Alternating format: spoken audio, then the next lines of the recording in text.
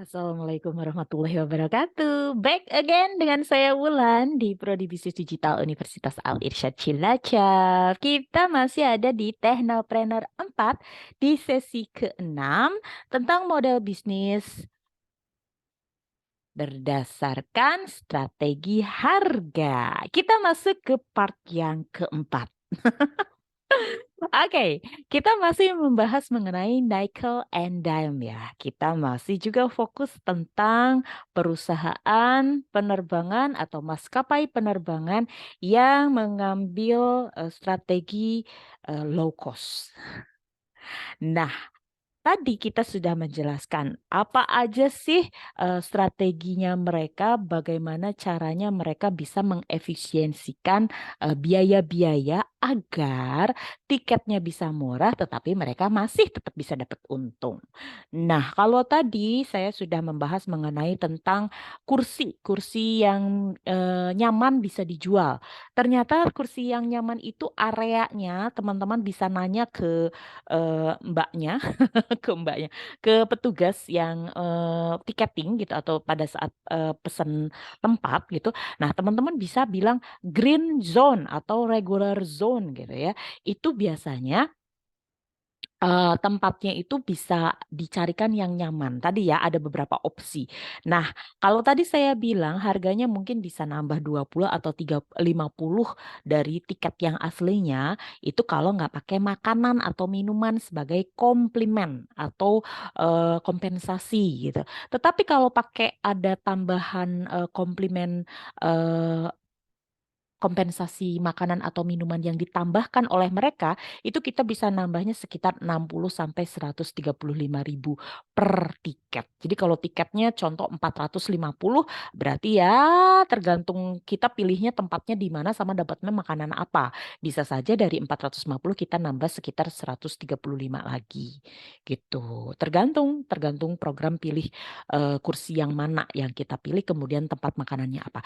Nah, selain kita juga nggak usah harus duduk di tempat itu baru kita dapat makanan, sebetulnya di dalam pesawat pun kita sama seperti kita kalau naik kereta ya. Di kereta itu kan suka ada mbak-mbak dan mas-mas, pramugari dan pramugara yang dorong-dorong makanan gitu ya. Itu kan ada pop mie, kemudian ada nasi Padang, ada nasi ayam dan lain-lain, nasi goreng dan lain-lain. Sama di pesawat juga mereka juga menawarkan, meskipun di dalam tiketnya itu tidak dikasih makanan, tetapi kita boleh beli lagi sendiri. Makanannya ya variatif, tergantung harganya. Kita pilih makanan apa, kita tergantung harganya. Sama seperti kalau kita di kereta ya, kita kalau pesen nasi goreng berapa, kemudian kalau pesen pop mie berapa, nambahnya berapa gitu. Itu ada. Nah, itu adalah cara untuk perusahaan maskapai penerbangan low cost itu untuk bisa dapetin untung. Untung tambahannya dari seperti ini gitu. Ada jualan selain makanan, minuman, mereka juga kadang-kadang merchandise. Ada parfum, kemudian ada mainan anak-anak, ada miniatur pesawat gitu. Kalau pernah lihat ya teman-teman ya, ada juga gantungan kunci dan lain-lain. Itu ada biasanya katalog. Di kursinya itu di bagian depan itu biasanya sudah suka ada katalog. Katalognya itu yaitu merchandise. Itu kita bisa pilih eh, barang-barang yang kita pengen beli. Ada tercantum juga harganya berapa. Kayak gitu. Itu adalah salah satu cara bagaimana perusahaan-perusahaan penerbangan low cost itu bisa dapetin pendapatan lain selain dari tiket. Nah, kemudian tadi ya ada juga strategi dari pesawat-pesawat yang low cost itu mereka bawa eh, bahan bakarnya itu tidak berlebih gitu. Jadi mereka ngepasin aja kira-kira bisa untuk pulang dan bisa untuk keadaan darurat gitu. Jadi mereka memang nggak nggak banyak ngangkut atau naroin bahan bakarnya karena kalau terlalu berat biasanya kalau pesawatnya tidak terlalu besar tapi muatannya banyak gitu kan biasanya nanti pesawatnya terbangnya jadi lebih lambat. Kalau pesawatnya terbangnya lebih lambat berarti kan konsumsi bahan bakarnya juga lebih banyak. Jadi nanti uangnya keluarnya lebih banyak juga gitu dari perusahaan gitu. Operasional, biaya operasional untuk bahan bakarnya jadi lebih gede gitu.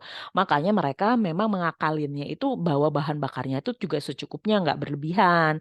Jadi biar mereka bisa terbangnya itu juga dengan kecepatan yang imbang lah atau natural lah ya gitu nggak terlalu lambat gitu.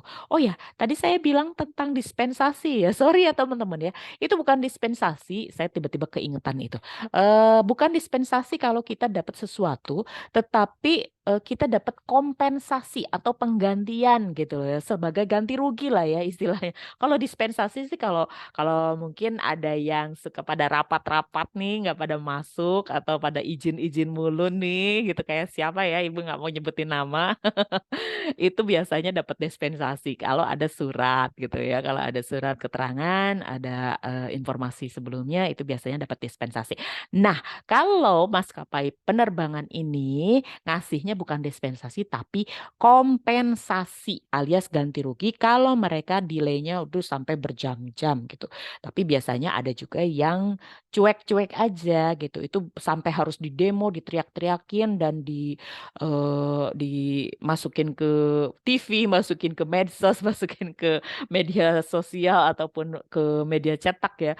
Komplainan penerbangan dari penumpang maskapai X gitu ya.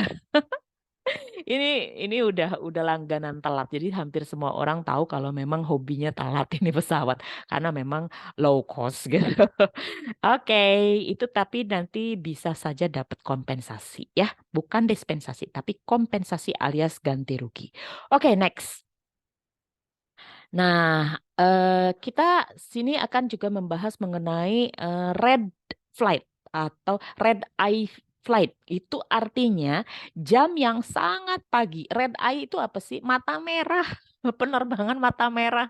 Penerbangan mata merah bukan berarti pada bintitan atau sakit mata ya. Ini mata merahnya itu karena orang kan jam-jamnya masih tidur. Ini jam keberangkatan yang masih sangat pagi. Contoh bisa berangkat jam 5 gitu kan. Jam 5 kan dari rumahnya entah jam berapa kalau dari Jakarta kan gitu kan.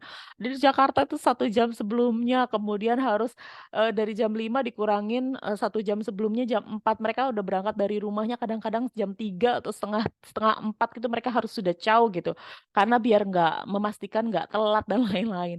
Makanya ini waktu-waktu jam penerbangan yang di red eye flight itu kan memang jam yang jarang gitu dipilih oleh maskapai full service gitu karena full service ya jam-jamnya jam normal ya kebanyakan ya jarang banget gitu ngambil jam-jam yang pagi banget gitu tuh.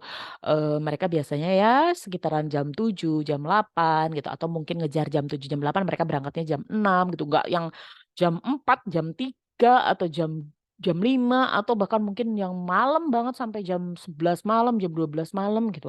Nah, jam-jam yang kayak gitu itu justru yang diambil oleh maskapai penerbangan yang berbiaya rendah. Karena apa? Karena slotnya atau jalannya tuh masih lancar gitu loh, nggak lagi di booking sama yang maskapai full service. Jadi harganya juga bisa lebih murah. Seperti itu. Paham ya teman-teman ya? Oke. Nah, pangsa pasar transportasi angkutan udara di Indonesia ini dikuasai oleh dua pemain yaitu Garuda Group dan Lion Air Group. Nah, Lion Air Group ini menguasai 51% pangsa pasar penumpang domestik yang terbagi menjadi 3 perusahaan yaitu Lion Air, Batik Air, dan Wing Air. Mereka itu satu grup gitu ya. Kemudian kalau pesaingnya itu adalah Garuda Group itu ada Sriwijaya Air, Citylink, dan Nem Air. Nah, Citylink dan Nem Air-nya itu adalah Garuda, kelompok Garuda tapi versi low cost-nya. Jadi Garuda juga nggak mau dong gitu kan kalah sama Lion, maka mereka juga punya layanan yang memang untuk ditujukan kepada low cost yaitu Citylink dan NemAir gitu ya. Nah, Garuda ini menguasai 46%. Sisanya pangsa pasar domestik dibagi-bagi ke AirAsia, kemudian Trigana, Transnusa, kemudian Travel Express dan Kaisar Aviation. Oke, teman-teman, begitu aja dulu ya informasi yang bisa Ibu share tentang nickel and dime. Sebetulnya ini masih beberapa banyak ada informasi-informasi lain tentang low cost termasuk juga maskapai yang low-nya budget tetapi kursinya tetap nyaman itu juga ada. Teman-teman bisa baca juga di slide PPT-nya.